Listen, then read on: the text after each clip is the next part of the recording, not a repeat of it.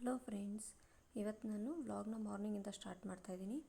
Morning ಹೊರಗಡೆ ಎಲ್ಲ ಕೆಲಸ ಮುಗಿಸ್ಕೊಂಡು ಬಂದು ಸ್ನಾನ ಆಯಿತು, ಫ್ರೆಶ್ ಅಪ್ ಆಗಿ ಇವಾಗ ಬಿಸಿನೀರಿಗೆ ನಿಂಬೆಹಣ್ಣು ಹಾಕ್ಕೊಂಡು ಕುಡಿತಾಯಿದ್ದೀನಿ.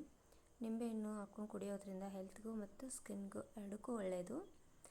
ಸೊ ಡೈಲಿ ರೂಟೀನ್ ಮಾಡ್ಕೊಳ್ತಾ ಹೋಗಿ.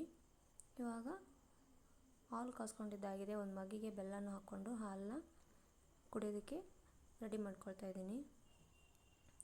ಸೊ ಇವತ್ತು ಸ್ವಲ್ಪ ಮಾರ್ನಿಂಗಿಂದ ಕೆಲಸ ಜಾಸ್ತಿನೇ ಇದೆ. ಇವತ್ತು ಪೂಜೆ ಎಲ್ಲ ಮಾಡ್ಕೋಬೇಕು, ಹಾಗಾಗಿ ದೇವ್ರನ್ನೆಲ್ಲ ತೊಳೆದು ಪೂಜೆ ಮಾಡ್ಕೋಬೇಕು.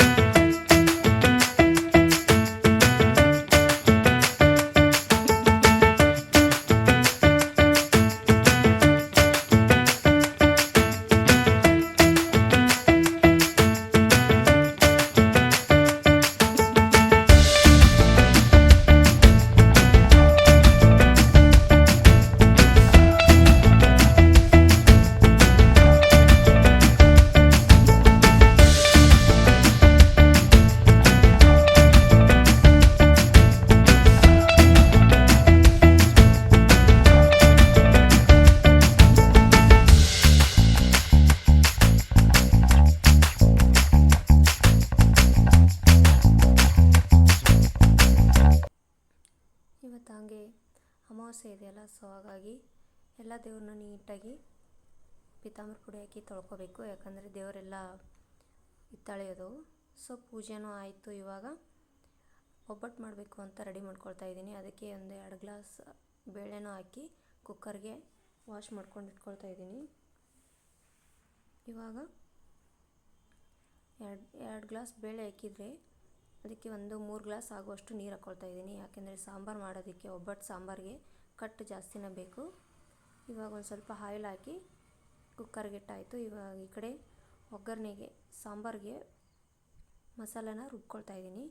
ಈರುಳ್ಳಿ ಹಾಕಿ ಸ್ವಲ್ಪ ಆಯಿಲ್ ಹಾಕಿ, ಹಾಗೆ ಹಸಿಮೆಣ್ಸಿನ್ಕಾಯಿ, ಚಕ್ಕೆ, ಏಲಕ್ಕಿ, ಲವಂಗ, ಕಾಳುಮೆಣಸು ಎಲ್ಲನೂ ಹಾಕಿ ಲಾಸ್ಟಿಗೆ ಜೀರಿಗೆ ಹಾಕಿ, ಹಾಗೆ ಕೊಬ್ಬರಿ, ಹಸಿ ಕೊಬ್ಬರಿ ಇದ್ದರೆ ಹಸಿ ಕೊಬ್ಬರಿ ಹಾಕ್ಕೊಳ್ಳಿ, ಇಲ್ಲಾಂದರೆ ಒಣದೇ ಹಾಕ್ಕೊಳ್ಳಿ.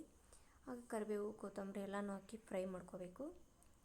ಅದು ತಣ್ಣಗಾಗ್ಲಿಕ್ಕೆ ಬಿಟ್ಟು ಇವಾಗ ಈರುಳ್ಳಿ ಪಲ್ಯ ಮಾಡ್ಕೊಳ್ತಾ ಇದ್ದೀನಿ. ಅದಕ್ಕೆ ಜೀರಿಗೆ, ಸಾಸಿವೆ, ಹಸಿಮೆಣ್ಸಿನ್ಕಾಯಿ, ಉಳ್ಳಾಗಡ್ಡಿ ಅಂದರೆ ಈರುಳ್ಳಿ ಪಲ್ಯ ಅಂದಮೇಲೆ ಈರುಳ್ಳಿನೇ ಜಾಸ್ತಿನ ಹಾಕ್ಕೋಬೇಕು.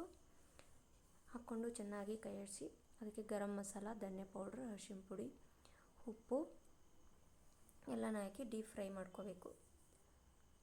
ಇದು ಹಾಗೆ ಫ್ರೈ ಮಾಡಿಕೊಂಡು ತಿನ್ನೋದಕ್ಕೆ ಸೂಪರಾಗಿರುತ್ತೆ ಪಲ್ಯ. ಲಾಸ್ಟಲ್ಲಿ ಸ್ವಲ್ಪ ಗುರಲ್ ಪುಡಿ ಅಥವಾ ಶೇಂಗಾ ಪುಡಿ ಏನೋ ಇರಲಿ ಹಾಕ್ಕೊಂಡು ಮಿಕ್ಸ್ ಮಾಡಿಕೊಂಡ್ರೆ ಪಲ್ಯ ರೆಡಿ ಆಯಿತು. ಇವಾಗ ಸಾಂಬಾರಿಗೆ ರುಬ್ಕೊಂಡಿದ್ದಾಗಿದೆ. ಒಗ್ಗರಣೆಗೆ ಜೀರಿಗೆ, ಸಾಸಿವೆ, ಕರಿಬೇವು, ಸ್ವಲ್ಪ ಖಾರದ ಪುಡಿ, ಹಾಗೆ ರುಬ್ಬಿರೋ ಮಸಾಲನ ಹಾಕಿ ಸ್ವಲ್ಪ ಹುಣಸೆ ರಸ ಹಾಕ್ಕೊಳ್ತಾ ಇದ್ದೀನಿ ಹುಳಿಗೆ. ಇವಾಗ ಮಸಾಲ ಚೆನ್ನಾಗಿ ಕುದ್ಮೇಲೆ ಅದಕ್ಕೆ ಸ್ವಲ್ಪ ಗರಂ ಮಸಾಲ, ಹಾಗೆ ಅರಿಶಿಣ ಪುಡಿನ ಹಾಕಿ ಇವಾಗ ಕಟ್ ಹಾಕ್ಕೊಳ್ತಾ ಇದ್ದೀನಿ. ನೀರು ಎಷ್ಟು ಬೇಳೆಗೆ ನೀರು ಜಾಸ್ತಿ ಹಾಕ್ಕೊಳ್ತೀರೋ ಅಷ್ಟು ಜಾಸ್ತಿ ಕಟ್ ಬರುತ್ತೆ. ಇವಾಗ ಲಾಸ್ಟಲ್ಲಿ ಉಪ್ಪು ಹಾಕ್ಕೊಂಡು ಕುದ್ಲಿಕ್ಕೆ ಬಿಟ್ಟು, ಇವಾಗ ಸ್ವಲ್ಪ ಹೂರ್ಣನ ಈ ಥರ ನೀರಲ್ಲಿ ಕಲಿಸ್ಕೊಂಡು ಮಿಕ್ಸ್ ಮಾಡಿಕೊಂಡು ಲಾಸ್ಟಲ್ಲಿ ಹಾಕ್ಕೊಂಡು ಕ್ಲೋಸ್ ಮಾಡಿದರೆ ಸಾಂಬಾರು ರೆಡಿ ಆಗುತ್ತೆ. ಇವಾಗ ಕುದ್ದಿದೆ ಸಾಂಬಾರು. ಮೇಲ್ಗಡೆ ಒಂದು ಸ್ವಲ್ಪ ಕೊತ್ತಂಬರಿಯನ್ನು ಉದುರಿಸ್ಕೊಂಡ್ರೆ ಒಬ್ಬಟ್ಟು ಸಾಂಬಾರು ರೆಡಿ ಆಯಿತು. ಹೀಗೆ ಹಪ್ಪಳ ಕರ್ಕೊಳ್ತಾ ಇದ್ದೀನಿ. ಸಂಡಿಗೆ ಹಪ್ಪಳ ಬೇಕಲ್ವ, ಹೋಳಿಗೆ ಮಾಡಿದರೆ, ಹಾಗಾಗಿ ಹಪ್ಪಳ ಕರ್ಕೊಳ್ತಾ ಇದ್ದೀನಿ. ಹಪ್ಪಳ, ಸಂಡಿಗೆ ಎಲ್ಲ ಕರೆದಿದ್ದಾಯಿತು. ಲಾಸ್ಟಲ್ಲಿ ಹೋಳಿಗೆ ಅಂದಮೇಲೆ ಮೊಸರುಗಾಯಿ ಇರಲೇಬೇಕಲ್ವ, ಮೆಣಸಿನ್ಕಾಯಿದು. ಸೊ ಹಾಗಾಗಿ ಅದನ್ನು ಸಹ ಕರ್ಕೊಂಡಾಯಿತು. ಇವಾಗ ಒಬ್ಬಟ್ಟನ್ನ ಮಾಡ್ಕೊಳ್ಳೋದಕ್ಕೆ ರೆಡಿ ಮಾಡ್ಕೊಳ್ತಾ ಇದ್ದೀನಿ. ಹಿಟ್ಟನ್ನ ಆಲ್ರೆಡಿ ನಾದಿಟ್ಟಿದ್ದೆ. ಹಿಟ್ಟಿಗೆ ಸ್ವಲ್ಪ ಆಯಿಲು ಹಾಗೆ ಅರಿಶಿಣ ಪುಡಿನ ಹಾಕಿ ಆಯಿಲ್ ಹಾಕ್ಕೋತಾ ಮಿಜ್ಕೋತಾ ಹೋದರೆ ಹಿಟ್ಟು ಸಾಫ್ಟಾಗಿ ನೆಂದಿರುತ್ತೆ. ಒಂದು ಅರ್ಧ ತಾಸು ಬಿಡಬೇಕು. ಹಿಟ್ಟು ಸ್ಮೂತಾಗಿ ನೆನೆಬಿಟ್ಟಿರುತ್ತೆಲ್ಲ. ಇವಾಗ ಒಬ್ಬಟ್ಟು ಮಾಡೋದಕ್ಕೆ ರೆಡಿ ಮಾಡ್ಕೊಳ್ತಾ ಇದ್ದೀನಿ.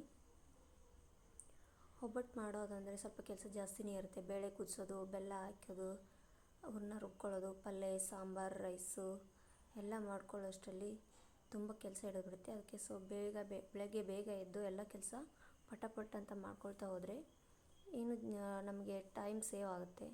ಬೇರೆ ಏನಾದ್ರು ಕೆಲಸ ಮಾಡ್ಕೊಳ್ಳೋಕ್ಕೂ ಟೈಮ್ ಇರುತ್ತೆ. ಸೊ ಇವತ್ತು ಅಮಾವಾಸ್ಯೆ ಇರೋದರಿಂದ ಪೂಜೆ ಕೆಲಸ ಎಲ್ಲ ಜಾಸ್ತಿನೇ ಇತ್ತು. ಹಾಗಾಗಿ ಪಟ ಅಂತ ಎಲ್ಲ ಕೆಲಸ ಮಾಡ್ಕೊಳ್ಳೋದಕ್ಕೆ ನಾನು ಬೇಗನೆ ಎದ್ದಿದ್ದೆ. ಇವಾಗ ಒಬ್ಬಟ್ಟು ಕೂಡ ರೆಡಿ ಆಗ್ತಾಯಿದೆ. ಸ್ವಲ್ಪ ಹಂಚಿಗೆ ಎಣ್ಣೆ ಹಾಕಿ ಒಬ್ಬಟ್ಟನ್ನು ಬೇಯಿಸ್ಕೊಳ್ತಾ ಇದ್ದೀನಿ. ಒಬ್ಬಟ್ಟು ಮಾಡೋದು ಎಷ್ಟು ಈಸಿನೇ. ನಾನು ಫಸ್ಟಿಗೆ ಒಬ್ಬಟ್ಟು ಬರ್ತಾಯಿದ್ದಿಲ್ಲ. ಸೊ ನಮ್ಮ ಅತ್ತೆಯಿಂದ ಒಬ್ಬಟ್ಟು ಕಲಿತೆ. ಇವಾಗ ಗೊತ್ತಾಯಿತು ಎಷ್ಟು ಈಸಿ ಅಂತ. ಸೊ ಒಂದು ಪ್ಲೇಟಿಗೆ ಪಲ್ಯ ಹಾಗೆ ಶಿಕರ್ಣಿ ಮಾಡಿದೆ, ಮಾವಿನಕಾಯಿದು. ಹೋಳಿಗೆಯಲ್ಲಿ ಒಬ್ಬಟ್ಟಲ್ಲಿ ಶಿಕರ್ಣಿ ತಿನ್ನೋದು ತುಂಬ ಟೇಸ್ಟಿಯಾಗಿರುತ್ತೆ. ತಿಂದು ನೋಡಿ, ಸೂಪರಾಗಿರುತ್ತೆ ಟೇಸ್ಟು. ಹಾಗೆ ದೇವರಿಗೆ ಕೂಡ ನೈವೇದ್ಯನ ಮಾಡ್ಕೊಂಡಿದ್ದಾಯಿತು. ಹಾಗೆ ಪೂಜೆನೂ ಎಲ್ಲ ಮಾಡಿ ಮುಗಿಸ್ಕೊಂಡಿದ್ದೆ. ನೋಡಿದ್ರಲ್ಲ ಫ್ರೆಂಡ್ಸ್, ಇವತ್ತಿನ ವ್ಲಾಗ್ ಇದಾಗಿತ್ತು. ನಿಮಗೂ ಇಷ್ಟ ಆದರೆ ಪ್ಲೀಸ್ ಒಂದು ಶೇರ್, ಕಮೆಂಟ್, ಸಬ್ಸ್ಕ್ರೈಬ್ ಮಾಡಿ. ನೆಕ್ಸ್ಟ್ ವಿಡಿಯೋದಲ್ಲಿ ಸಿಗೋಣ. Thank you.